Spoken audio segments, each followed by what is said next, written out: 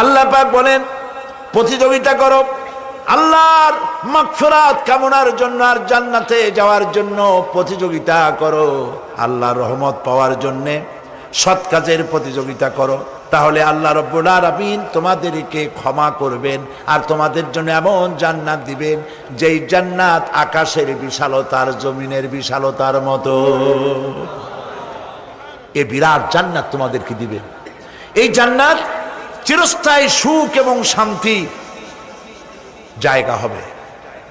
মাসালুল জান্নাতিল্লাতী উইদাল মুত্তাকুন ফিহা আনহারুম মিন মাইন গায়রি আসিনিন ওয়া আনহারুম মিন লাবানিন লাম ইয়াতাগায়্যার তা'আমুহু।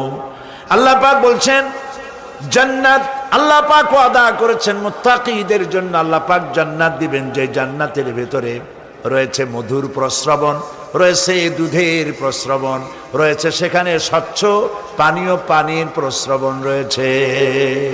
এই সুন্দর জান্নাত ঝর্ণা ধারা আল্লাহ পাক সৃষ্টি করেছেন, বাগ বাগিচা দিয়ে ভরে রেখেছেন জান্নাত।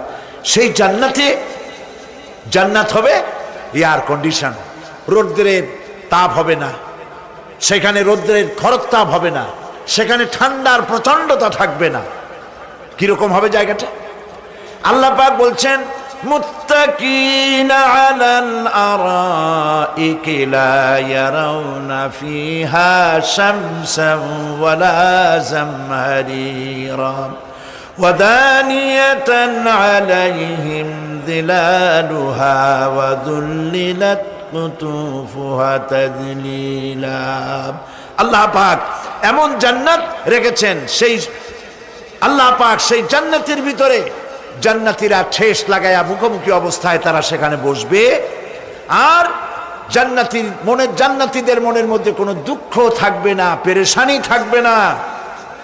পৃথিবীতে মানুষের দুঃখ থাকে, পেরেশানি থাকে, সেখানে কোনো দুঃখ আর পেরেশানি থাকবে না।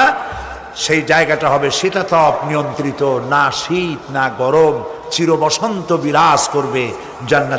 জান্নাতীরা সেখানে থাকবে। এই সুন্দর জান্নাত আল্লাহ পাক রেখেছেন মুত্তাকিদের জন্য। সুবহানাল্লাহ। কাফেরদের জন্য জান্নাত হবে, জাহান্নাম হবে চিরকাল।